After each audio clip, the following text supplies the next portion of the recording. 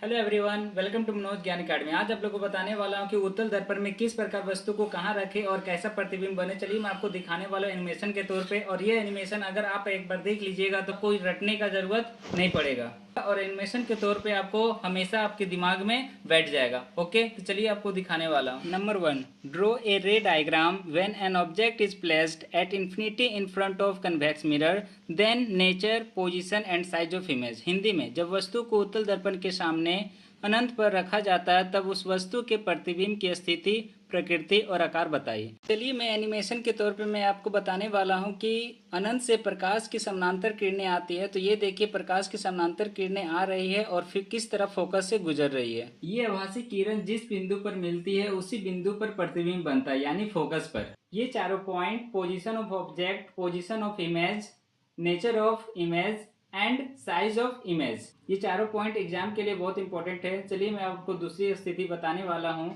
जब वस्तु को उत्तल दर्पण के सामने ध्रुव और अनंत के बीच रखा जाता है तब उस वस्तु के प्रतिबिंब की स्थिति, प्रकृति और आकार बताइए। तो चलिए मैं आपको बताने वाला हूँ।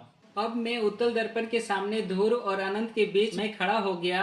अब मैं दो किरण को ले जाऊं, यानी कि जब वस्तु को ध्रुव और अनंत के बीच रखा जाता है तब वस्तु का प्रतिबिंब ध्रुव और फोकस के बीच बनता है। तो ये मैंने आपको प्रैक्टिकली दिखा दिया है एनिमेशन के तौर पे।